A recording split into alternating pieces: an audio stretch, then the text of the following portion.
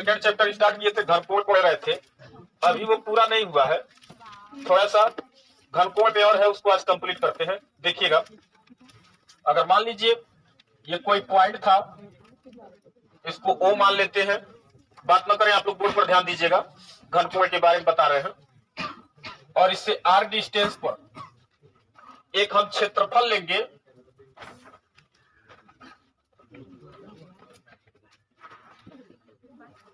छोटा सा क्षेत्रफल लिए हैं, बात ना कीजिए आप लोग, शांत रहिए भैया। ये डिस्टेंस आर है,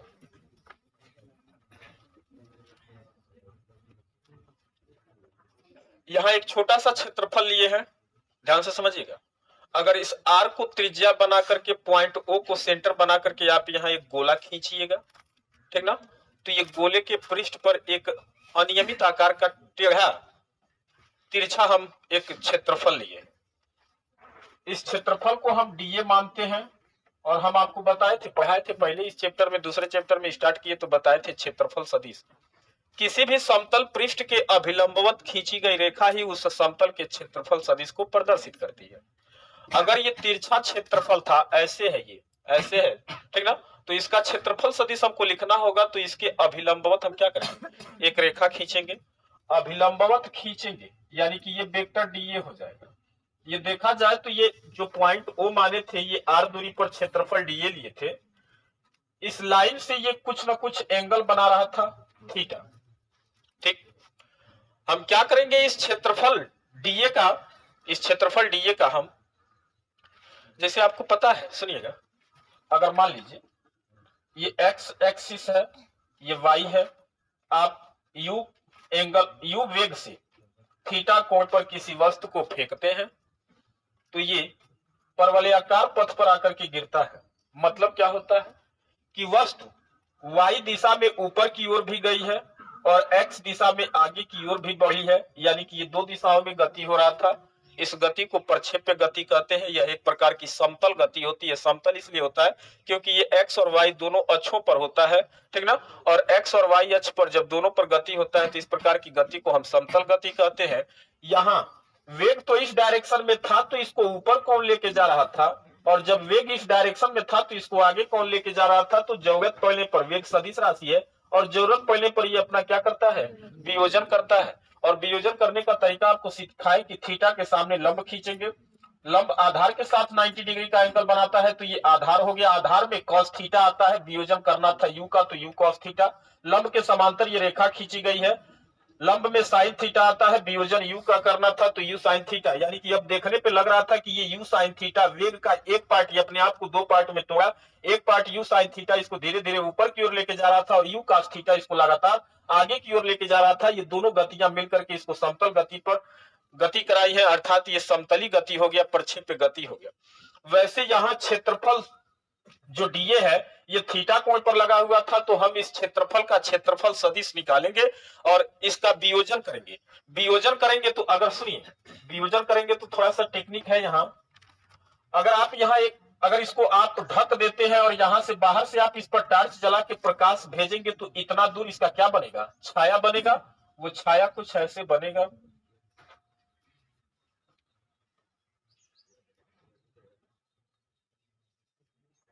ये छाया वाले पार्ट को हम डार्क करते हैं, ठीक, डार्क करेंगे। सुनिए, अगर ये कंप्लीट नहीं आप करेंगे, बात ना कीजिए, अगर ये आप कंप्लीट नहीं करेंगे तो आप गॉस के प्रमेय को आप सिद्ध नहीं कर पाएंगे, प्रूफ नहीं कर पाएंगे, इसलिए ध्यान दीजिएगा, बात ना कीजिए आप लोग। जब यहाँ हम इस पर अगर टार्च जलाएंगे तो इसका एक छाया बनेगा, उस छाया को हम बनाए, मतलब ये छाया वाला जो पार्ट होगा वही इस क्षेत्रफल सदिश का एक वियोजन होगा, डीए कॉस थीटा होगा। जो आर त्रिज्या का, हम यहां से आर त्रिज्या का जो गोला बनाए हैं, उस गोले के पृष्ठ पर, उस गोले के पृष्ठ पर ये छायादार भाग पड़ेगा। और ये जो हम डीए लिए थे ये गोले के पृष्ठ से क्या था, बाहर था, ठीक ना, बाहर था, और ये वाला उस पृष्ठ पर ही पड़ेगा। और इस पृष्ठ द्वारा गोले के केंद्र पर जो कोण आंतरित होता है उसी कोण को हम क्या कहते हैं, घन कोण कहते हैं। घन कोण इसी को बोलेंगे जो पृष्ठ पर जो क्षेत्रफल आप लेंगे उस क्षेत्रफल द्वारा जो एंगल बनेगा उसी को घनकोण कहेंगे डी ओमेगा। और डी ओमेगा का मान आप निकाले थे तो लिखे थे डीए बाई आर स्क्वायर लिखे थे, लेकिन यहाँ डीए नहीं होगा, यहाँ क्या होगा dA cos theta by r square होगा। देखा जाए तो डीए कॉस थीटा प्रक्षेप है, प्रक्षेप भी बोलते हैं इसको, जो वियोजन करता है यू कॉस थीटा। तो हम इसको कह सकते हैं कि वेक्टर यू का जब हमने वियोजन किया था, दो पार्ट में तोड़ा था, तो यू कॉस थीटा जो एक्स अक्ष की दिशा में था, ये यू कॉस थीटा एक तरह से इसको एक नाम देते हैं, इसको प्रक्षेप बोलते हैं, ये प्रक्षेप है। उसी तरह से यहाँ डीएस, अच्छा जो डीएस साइन थीटा हम लेंगे वो, अगर यहाँ सोचिए कल्पना करिए आप यहाँ एक गोलाकार फुटबॉल लिए हैं, ठीक, गोलाकार यहाँ फुटबॉल कल्पना करिएगा, उसका सेंटर होगा, उसका रेडियस होगा, हम उस पर एक क्षेत्रफल लिए थे लेकिन वो पृष्ठ से बाहर निकल रहा था।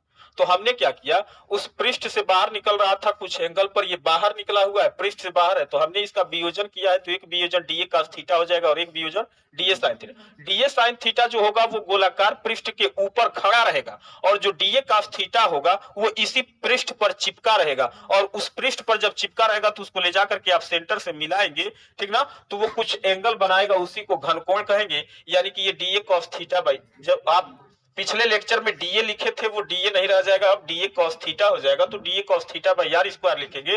और डीए cos थीटा एक प्रकार से क्या है, प्रक्षेप है, इसको प्रक्षेप भी बोला जाता है, या ये भी बोल सकते हैं कि ये डीए जो क्षेत्रफल था इसका एक वियोजन है डीए cos थीटा और दूसरा का वियोजन पृष्ठ से बाहर आ जाएगा, पृष्ठ से बाहर आएगा तो उसका कोई मान्य नहीं होगा, जो पृष्ठ पर, जैसे अगर आप ये कोई गोला लेते हैं, इस गोले के पृष्ठ पर आप कोई क्षेत्रफल लेंगे और इस क्षेत्रफल की बाहरी परिधियों को आप इसके सेंटर से मिलाएंगे, इसके सेंटर से मिलाएंगे तो जो ये कोण बनता है इसको हम घन कोण डी ओमेगा कहते हैं, ठीक ना, इसको घन कोण कहेंगे। और जब ये पृष्ठ पर आप इसको खड़ा कर देंगे, अगर क्षेत्रफल लेते हैं इसको आप पृष्ठ से बाहर खड़ा कर देंगे तो उसके द्वारा कोई घन कोण नहीं बनेगा, जो घन कोण बनेगा इस गोलाकार पृष्ठ के ऊपर रहेगा, उसके क्षेत्रफल द्वारा घन कोण बनेगा। तो ये क्या था, ये गोलाकार पृष्ठ तो यहाँ था, हम बनाए नहीं है पूरा लेकिन यहाँ था, और उसके बाहर ये डीए था, ठीक ना, तो हम डीए cos थीटा जो लिए हैं वो कहां चला गया है, पृष्ठ पर चला गया, और जो डीए sin थीटा लेंगे वो क्या हो जाएगा, पृष्ठ से बाहर हो जाएगा। तो डीए cos थीटा प्रक्षेप लेंगे और जब घनकोण का मान लिखेंगे तो dA cos theta by r square लिखेंगे। और हम बता दें जब गॉस के प्रमेय को हम सॉल्व करेंगे, जब हम पढ़ेंगे जस्ट इसके आगे गॉस का प्रमेय, क्योंकि गॉस का प्रमेय नहीं पढ़ेंगे तो इस चैप्टर का कोई मतलब नहीं है, गॉस का प्रमेय पढ़ेंगे तो गॉस के प्रमेय को प्रूफ भी किया जाता है, तो हम इसी लॉजिक का यूज करेंगे, ठीक ना, जो हम अभी तुरंत आपको बता दिए कि dA cos theta by r square क्यों लिखे, ठीक। तो ये घनकोण से रिलेटेड था, ठीक, और घनकोण के बारे में हम आपको पहले भी बता दिए थे, ये थोड़ा सा पार्ट बचा हुआ था उसको हम बता दिए, अभी इसको हम लिखवा देंगे। उससे पहले हम अगला टॉपिक पढ़ते हैं, वैद्युत फ्लक्स। वैद्युत फ्लक्स, ये वैद्युत फ्लक्स क्या होता है, बहुत इंपॉर्टेंट है वैद्युत फ्लक्स, ध्यान से समझिएगा। इलेक्ट्रिक फ्लक्स,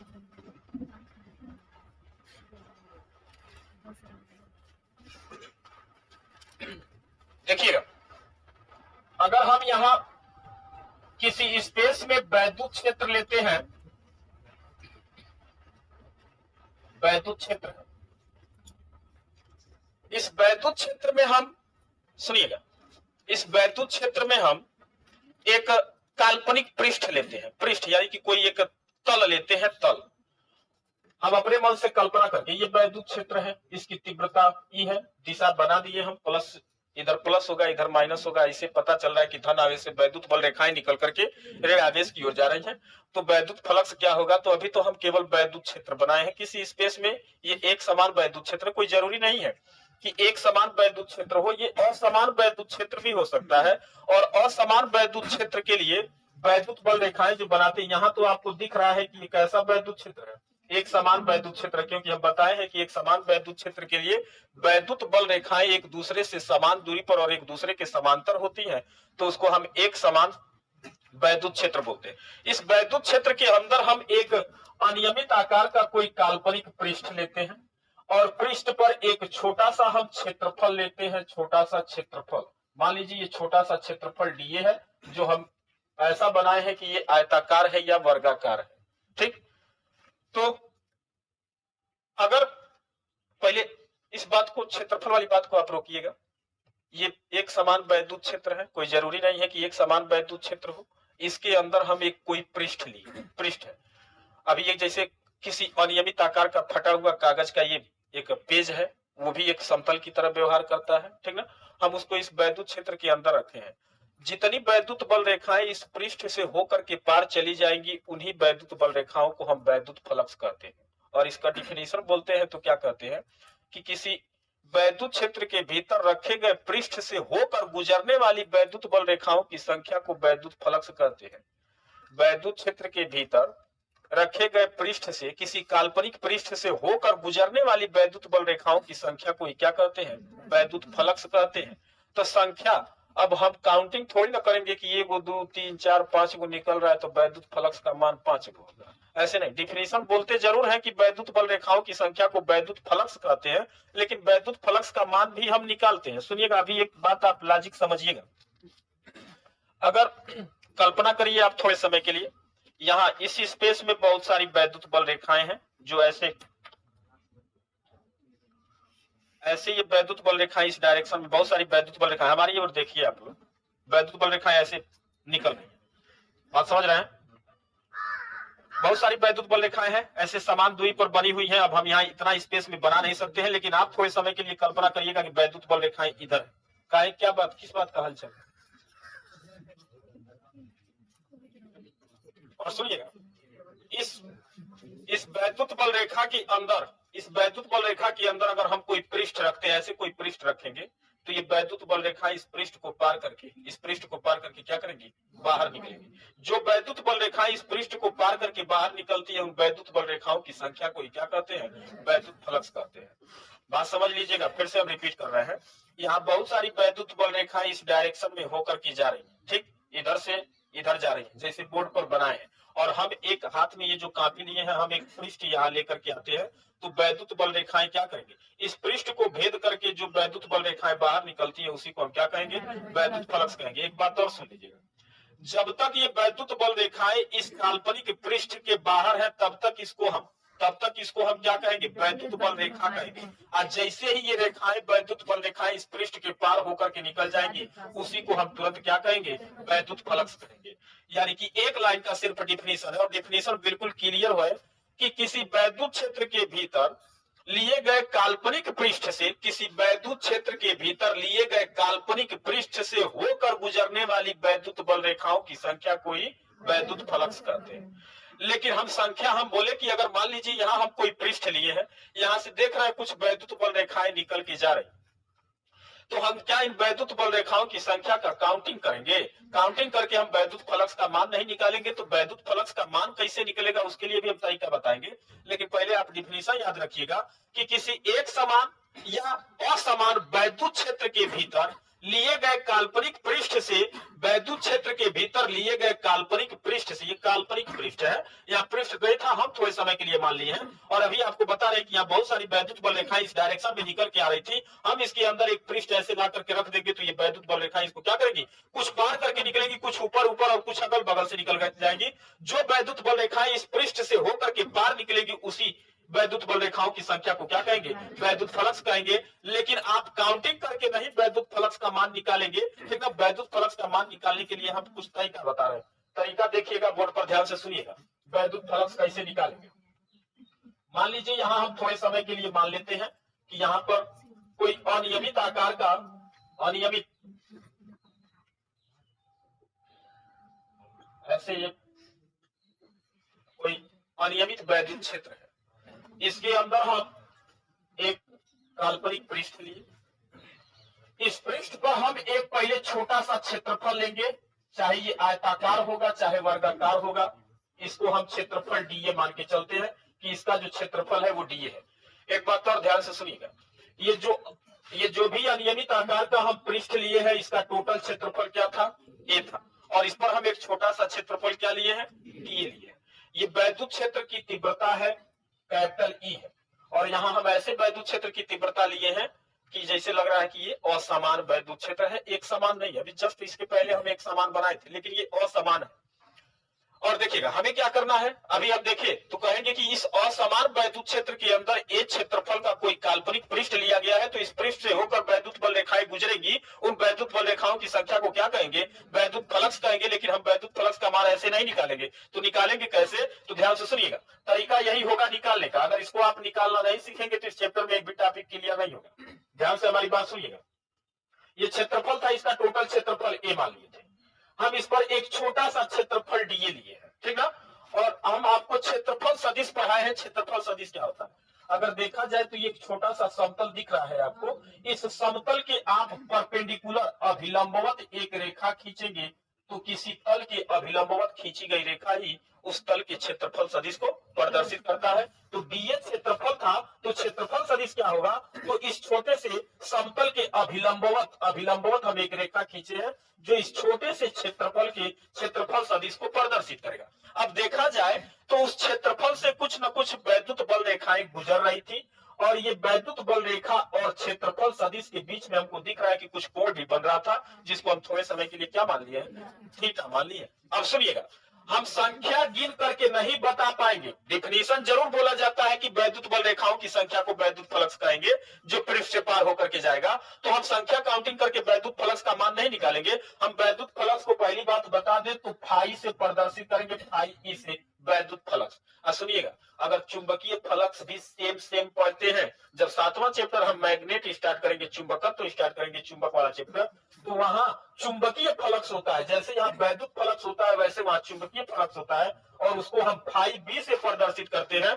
और यहाँ इलेक्ट्रिक फ्लक्स है तो फाई ई से प्रदर्शित करते हैं, और दोनों का डिफिनीशन सेम है, लिखने का तरीका भी सेम, डिफिनीशन भी सेम।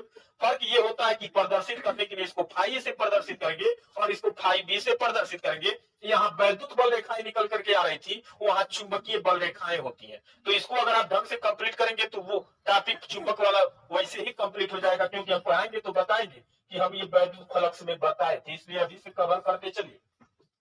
तो वैद्युत फ्लक्स को फाई ई से प्रदर्शित करते हैं, और हमारा टारगेट क्या है, हम चाहते हैं कि इस पूरे क्षेत्रफल से जो काल्पनिक पृष्ठ लिए हैं, इस वैद्युत क्षेत्र के भीतर इससे कितना वैद्युत फ्लक्स निकल रहा है, उस वैद्युत फ्लक्स का मान निकालने के लिए सबसे पहले हम इस क्षेत्रफल पर, इस पृष्ठ पर एक छोटा सा क्षेत्रफल डीए लिए है, जिसका क्षेत्रफल सदिश इस पृष्ठ के अभिलंबवत दूर हो रहा है। देखने पर यह पता चल रहा है कि वैद्युत क्षेत्र की डायरेक्शन के साथ थीटा कोण पर यह क्षेत्रफल सदिश है। हमें पूरे पृष्ठ के कारण वैद्युत फ्लक्स निकालना है, वैद्युत फ्लक्स को फाई ई से प्रदर्शित करते हैं और इसका मान निकालेंगे। तो सुनिएगा, अभी हम टोटल के लिए नहीं निकाल रहे हैं, सिर्फ इस छोटे से क्षेत्रफल के लिए निकाल रहे हैं। तो वैद्युत फ्लक्स का मान भी क्या होगा, छोटा होगा, तो उसको हम डी फाई ई से लिखेंगे। और मान कैसे निकालेंगे, तो ध्यान से सुनिएगा, इस छोटे से क्षेत्रफल से जो वैद्युत क्षेत्र निकल रहा था, वैद्युत क्षेत्र की तीव्रता एक सदिश राशि होती है, जो भी वैद्युत क्षेत्र की तीव्रता है वेक्टर ई है, उसका हम इस क्षेत्रफल सदिश के साथ डॉट प्रोडक्ट करेंगे, और डॉट प्रोडक्ट दोनों का करने पर जो मान निकलेगा वो इस छोटे से क्षेत्रफल से होकर गुजरने वाले वैद्युत फ्लक्स का मान बताएगा। अब बात आ गई कि हमको तो छोटे से नहीं निकालना था, पूरे क्षेत्रफल से निकालना था। तो हम क्या करेंगे, पूरे क्षेत्रफल से निकालने के लिए वैद्युत फ्लक्स थोड़े समय के लिए मान के चलते हैं फाई ई होगा, तो हम क्या करेंगे, इसका समाकलन कर देंगे, पूरे ए क्षेत्रफल का क्या कर देंगे, समाकलन कर देंगे, और यहाँ क्या लिखेंगे, वेक्टर ई डॉट डी। समाकलन का मतलब आप जानते हैं क्या होता है, योग करना होता है, बात समझिएगा। अगर ए को डीए लिए है तो इतना वैद्युत फ्लक्स, फिर एक छोटा सा डीए लेंगे तो इतना ही वैद्युत फ्लक्स, फिर एक छोटा सा डीए लेंगे तो इतना, न जाने कितना डीए बना करके हम पूरे क्षेत्रफल को कवर करेंगे। हमको नहीं पता है कब डीए बनेगा, ठीक ना। तो हम क्या करते हैं, इसको सॉल्व करने के लिए हम समाकलन का उपयोग करते हैं। समाकलन मेथड लगा देंगे तो ये कितना डीए बनेगा वो ऑटोमेटिक क्या कर देता है, जोड़ देता है। इसलिए गणितीय विधि समाकलन विधि होती है। तो हम क्या करेंगे, अगर किसी पृष्ठ से वैद्युत फ्लक्स का मान निकालना है तो सबसे पहले उस पृष्ठ पर एक छोटा सा क्षेत्रफल लेंगे, उसका आप क्षेत्रफल सदिश बनाएंगे और पता करेंगे कि वैद्युत क्षेत्र की दिशा के साथ वो कितना एंगल पता कर रहा है, और थीटा का मान पता चल जाएगा। तो पहले आप छोटे से क्षेत्रफल से निकलने वाले वैद्युत फ्लक्स का मान निकालेंगे, तो वैद्युत क्षेत्र की तीव्रता के साथ क्षेत्रफल सदिश का स्केलर अदिश गुणा करेंगे, अदिश गुणा करके पता करेंगे। और पूरे क्षेत्रफल का मान निकालने के लिए, पूरे क्षेत्रफल से होकर गुजरने वाले वैद्युत फ्लक्स का मान निकालने के लिए हम क्या कर देते हैं, समाकलन कर देते हैं। और समाकलन का मतलब होता है योग करना, को डीए बना है, ये ऑटोमेटिक अपने आप कवर कर देगा, और जो इसका मान टोटल निकल के आएगा वही वैद्युत फ्लक्स होगा। और हम पता कर लेंगे कि इस असमान या एक समान वैद्युत क्षेत्र के अंदर ये कोई पृष्ठ था, तो इस पृष्ठ से होकर गुजरने वाले वैद्युत फ्लक्स का मान क्या होगा। कभी कभी सुनिएगा, अगर ये अनियमित आकार का पृष्ठ, क्या पृष्ठ के पास आयतन होता है? क्या पृष्ठ के पास आयतन होता है? कागज का पन्ना ले लेंगे तो आप उस पर आयतन बता पाएंगे क्या? नहीं, उसके पास आयतन नहीं होता, 2D वस्तु होती है, केवल उसके पास लंबाई और चौड़ाई है। तो वैसा ही पृष्ठ हम लिए हैं, लेकिन कोई जरूरी नहीं है कि खाली पृष्ठ ही लिया जाता है। कभी कभी वैद्युत क्षेत्र के अंदर, कभी कभी वैद्युत क्षेत्र के अंदर अनियमित आकार का कोई बंद पृष्ठ लिया जाता है। बंद पृष्ठ, बंद पृष्ठ का मतलब है कि इसके पास क्या है, ये अनियमित आकार का कोई बंद पृष्ठ है, इसके पास आयतन है। बोला जाए तो यह एक प्रकार से 3D वस्तु है और ये एक प्रकार से 2D वस्तु है। जब सदिशों का हम अदिश गुणा करते हैं, वेक्टर a डॉट बी लिखते हैं, तो a डॉट बी बराबर a का परिमाण लिखते हैं, b का परिमाण और इनके बीच का एंगल cos थीटा लिखते हैं। तो डॉट प्रोडक्ट तोड़ते हैं तो हम ऐसे ही लिखते हैं। वैसे अगर आपको वेक्टर ई डॉट डी ए तोड़ना होगा तो वेक्टर ई डॉट डी ए बराबर आप क्या लिखेंगे, ई का परिमाण डी ए और क्या लिखेंगे, कॉस थीटा लिखेंगे। यानी कि आप फाई ई बराबर लिख सकते हैं E into D A cos theta. ठीक, अगर थीटा का मान 90 डिग्री हो जाए, मतलब थीटा बराबर 90 डिग्री हो जाए, ध्यान से समझिएगा, तो cos 90 डिग्री का मान क्या हो जाता है, 0। तो कोई वैद्युत फ्लक्स गुजरेगा नहीं। इस बात को हम यहाँ दिखाते हैं, कॉपी पर ध्यान से सुनिए। ये थीटा जो था 90 डिग्री, ये वैद्युत क्षेत्र की तीव्रता E और क्षेत्रफल सदिश DA दोनों के बीच का ये क्या था, कोण था। अभी मान लीजिए ये क्षेत्र, ऐसे सोचिएगा, ऐसे कल्पना करिए आप, ध्यान से सुनिएगा। यहाँ बहुत सारी वैद्युत बल रेखाएं ऐसे जा रही हैं, ठीक, और हम यहाँ, अच्छा तो वैद्युत बल रेखाएं इधर जा रही हैं, तो इस वैद्युत क्षेत्र की तीव्रता की दिशा इधर ही होगा, वैद्युत क्षेत्र की तीव्रता की दिशा इधर होगी। हम एक पृष्ठ लिए हैं और इसको ऐसे रखे हैं, तो अगर इसका क्षेत्रफल मान लीजिए यही हम, इसी टोटल को हम डीए मान के चलते हैं, तो इसका क्षेत्रफल सदिश इसके अभिलंबवत किधर होगा, बाहर की ओर होगा।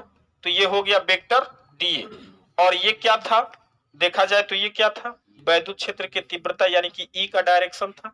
दोनों के बीच का एंगल कितना बन जाएगा, 90 डिग्री। और हम कह रहे हैं कोई वैद्युत फ्लक्स इस स्थिति में नहीं गुजरेगा, मतलब वैद्युत बल रेखाएं ऐसे इसको टच करके निकल जाएंगी, ऐसे निकल जाएंगी, ऐसे वैद्युत बल रेखाएं निकल जाएंगी। क्या कोई वैद्युत बल रेखा इसको पार कर रहा है क्या, नहीं। जब वैद्युत बल रेखाओं का डायरेक्शन फिक्स हो गया इस डायरेक्शन में, तो आप इस पृष्ठ को यहाँ ऐसे रखेंगे तो वैद्युत बल रेखाएं ऐसे निकल जाएंगी, कोई वैद्युत बल रेखा इस पृष्ठ को पार करके नहीं निकलेगी। और जब तक किसी पृष्ठ को वैद्युत बल रेखा पार करके नहीं निकलेगी, तब तक कोई वैद्युत फ्लक्स नहीं होगा।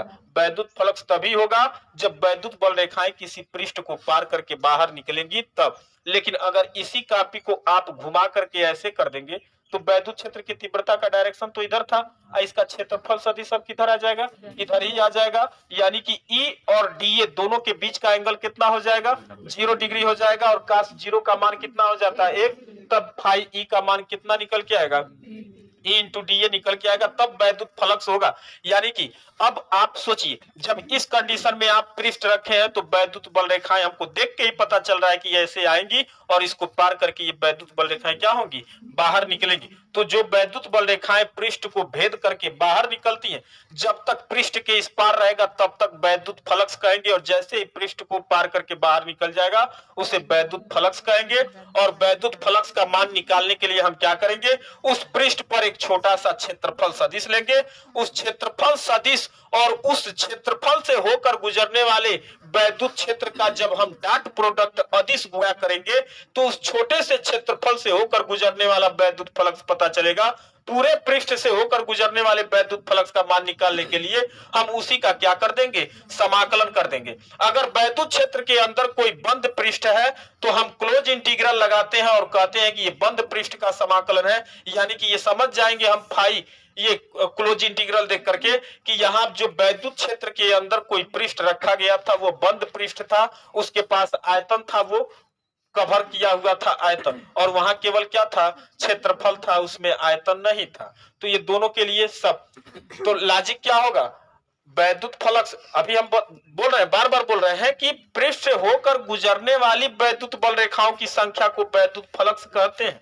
तो संख्या थोड़ी ना गिनेंगे, संख्या गिन करके वैद्युत फ्लक्स नहीं निकाल पाएंगे, तो वैद्युत फ्लक्स निकालने का तरीका क्या होगा कि आप उस पृष्ठ पर एक छोटा सा क्षेत्रफल लेंगे, उसका क्षेत्रफल सदिश निकालेंगे और उस पृष्ठ से होकर के कितना वैद्युत बल रेखा या कितना वैद्युत क्षेत्र था, दोनों का आप डॉट प्रोडक्ट करेंगे। डॉट प्रोडक्ट करेंगे तो इस छोटे से क्षेत्रफल से निकलने वाला वैद्युत फ्लक्स पता चलेगा और पूरे क्षेत्रफल से निकालने के लिए उसी का क्या कर देंगे, समाकलन कर देंगे। आगे बात समझ में। अभी हम बोर्ड पर देखिएगा एक फिगर बनाते हैं, इसी का लॉजिक लगा करके ध्यान से देखिएगा।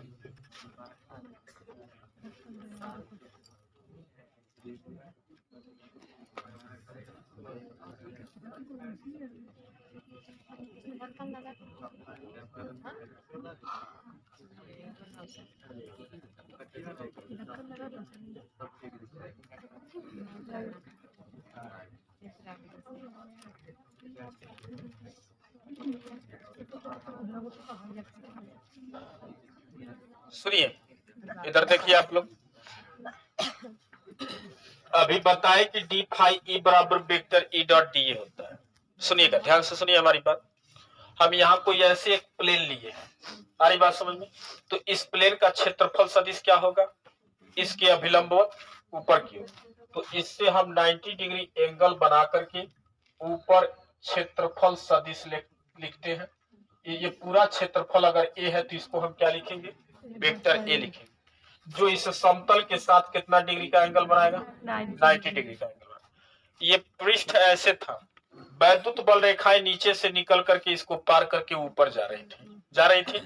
अब सुनिएगा, ये जो भी टोटल वैद्युत क्षेत्र निकल रहा था उसके वैद्युत क्षेत्र की तीव्रता वेक्टर ई था, ठीक है। अब देखा जाए तो वैद्युत क्षेत्र की तीव्रता का भी डायरेक्शन ऊपर की ओर ही था। इस पृष्ठ का क्षेत्रफल सदिश भी इसके अभिलंबवत ऊपर की ओर था। दोनों के बीच का एंगल कितना बनेगा, 0 डिग्री बनेगा, 90 डिग्री नहीं बनेगा, 0 डिग्री बनेगा। तो आप सुनिएगा, आप लिखेंगे इस पृष्ठ के लिए फाई ई बराबर वेक्टर ई डॉट और क्षेत्रफल सदिश क्या था, वेक्टर ए था। दोनों का डॉट प्रोडक्ट करेंगे तो vector E dot vector A लिखेंगे। डॉट प्रोडक्ट तोड़ते हैं तो क्या लिखते हैं, ई ए और कॉस थीटा। परंतु आपको पता है कि यहाँ तो थीटा का मान क्या था, 0 था, और कॉस 0 डिग्री का मान कितना होता है, 1 होता है। तब इस पृष्ठ से होकर गुजरने वाले वैद्युत फ्लक्स का मान हमको पता चल गया, फाई ई बराबर ई इंटू ए। अगर वैद्युत क्षेत्र की तीव्रता का मान पता हो जाए इस कंडीशन के लिए, और इस क्षेत्रफल का इस पृष्ठ का एरिया क्षेत्रफल पता हो जाए, तो आप दोनों का मल्टीप्लाई कर देंगे तो वैद्युत फ्लक्स का मान पता चल जाएगा कि इस पृष्ठ से होकर गुजरने वाली वैद्युत बल रेखाएं कितनी थी।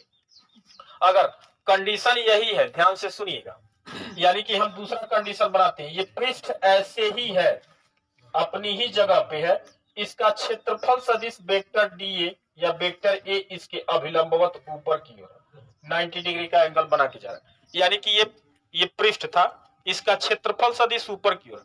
अब वैद्युत बल रेखाएं जो ऐसे जा रही थी और इसको पार करके निकल रही थी, हम इन वैद्युत बल रेखाओं के डायरेक्शन को चेंज करते हैं और वैद्युत बल रेखाओं को हम ऐसे भेजते हैं। तो कुछ वैद्युत बल रेखाएं इस पृष्ठ के ऊपर निकल जाएंगी, कुछ वैद्युत बल रेखाएं इस पृष्ठ के नीचे से निकल जाएंगी। तो ये कुछ वैद्युत बल रेखाएं ऊपर से निकली है, कुछ नीचे से निकली है, ठीक। अब देखा जाए तो ये वैद्युत क्षेत्र की तीव्रता अगर वेक्टर ई है तो इन दोनों के बीच का एंगल कितना बन जाएगा, 90 डिग्री बनेगा। क्या 90 डिग्री बनेगा। अब आप लिखेंगे फाई ई बराबर vector E dot d A ही करके आप डॉट प्रोडक्ट से ही आप वैद्युत फ्लक्स का मान निकालेंगे। वेक्टर ई डॉट ए का तोड़ेंगे तो ई ए कॉस थीटा बनेगा, ठीक ना। और ई ए कॉस थीटा भी यहाँ थीटा बराबर लिखेंगे, परंतु थीटा बराबर यहाँ कितना हो जा रहा है, 90 डिग्री हो जाएगा। और cos 90 डिग्री का मान तो क्या हो जाता है, 0, और 0 के साथ कुछ भी गुणा करेंगे तो क्या हो जाएगा, 0 हो जाएगा। यानी कि फाई ई बराबर क्या हो गया। अब समझ में आना चाहिए कि अगर ये पृष्ठ था वैद्युत, इसका क्षेत्रफल सदिश ऊपर की ओर था, ठीक। और क्या करेंगे, वैद्युत बल रेखाएं हम ऐसे लिए तो क्या ये वैद्युत बल रेखाएं इस पृष्ठ को पार करके निकल पाएंगी क्या, और जब तक पृष्ठ को पार करके वैद्युत बल रेखाएं नहीं निकल पाएंगी तब तक वहां कोई वैद्युत फ्लक्स नहीं होगा। तो वैद्युत फ्लक्स के बारे में ये हम दोनों कंडीशन भी बता दिए। ये वैद्युत फ्लक्स वास्तव में एक अदिश राशि होती है, आगे बढ़ के बता रहे हैं इसके बारे में, सुनिएगा। ये अदिश राशि होती है, इसमें कोई डायरेक्शन नहीं होता है। और इसका सबसे एक लॉजिक, एक इंपॉर्टेंट गुण ये होता है कि जब वैद्युत बल रेखाएं किसी पृष्ठ में प्रवेश करती हैं तो उनको धनात्मक चिन्ह के साथ लिखा जाता है, और वैद्युत बल रेखाएं किसी पृष्ठ से बाहर निकलती हैं तो उसको ऋणात्मक चिन्ह के साथ लिखा जाता है। ये बहुत ही स्पेशल बात है। अगर यहाँ कोई बंद पृष्ठ है, इस बंद पृष्ठ में अगर वैद्युत बल रेखाएं कहीं से आके प्रवेश कर रही हैं तो आप उसके वैद्युत फ्लक्स को धनात्मक चिन्ह के साथ लिखेंगे। अगर यहाँ कोई बंद पृष्ठ है और उससे वैद्युत बल रेखाएं पृष्ठ से बाहर निकल के जा रही हैं तो उसको हम ऋणात्मक चिन्ह के साथ लिखते हैं। तो वैद्युत क्षेत्र के भीतर आप चाहे कोई पृष्ठ रखें या कोई बंद पृष्ठ रखें, उस पृष्ठ अथवा बंद पृष्ठ से होकर गुजरने वाली वैद्युत बल रेखाओं की संख्या को क्या कहेंगे? वैद्युत फ्लक्स कहेंगे। जब तक पृष्ठ के बाहर वैद्युत बल रेखाएं हैं तब तक उनको वैद्युत बल रेखा कहेंगे, और जैसे ही पृष्ठ से बाहर निकलेंगी तुरंत उसको हम क्या कहेंगे? वैद्युत फ्लक्स कहेंगे। और वैद्युत फ्लक्स निकलता कैसे है? तो किसी भी वैद्युत क्षेत्र के अंदर चाहे नियमित आकार का चाहे अनियमित आकार का कोई पृष्ठ है, आप उस पृष्ठ पर एक छोटा सा क्षेत्रफल वेक्टर डीए लेंगे, उसका क्षेत्रफल सदिश बनाएंगे और वैद्युत क्षेत्र की तीव्रता देखेंगे कि उस छोटे से क्षेत्रफल से कितना गुजर रहा था। दोनों का आप डॉट प्रोडक्ट करेंगे और डॉट प्रोडक्ट करके आप क्या करेंगे? वैद्युत फ्लक्स का मान निकालेंगे। ये छोटे से क्षेत्रफल डीए के लिए था, पूरे क्षेत्रफल ए के लिए निकालना रहेगा तो आप इसका क्या कर देंगे? समाकलन कर देंगे। अगर ये पृष्ठ ना होकर के बंद पृष्ठ होगा तो क्लोज इंटीग्रल लगा देंगे। वैद्युत फ्लक्स एक अदिश राशि होती है, इसका कोई डायरेक्शन नहीं होता।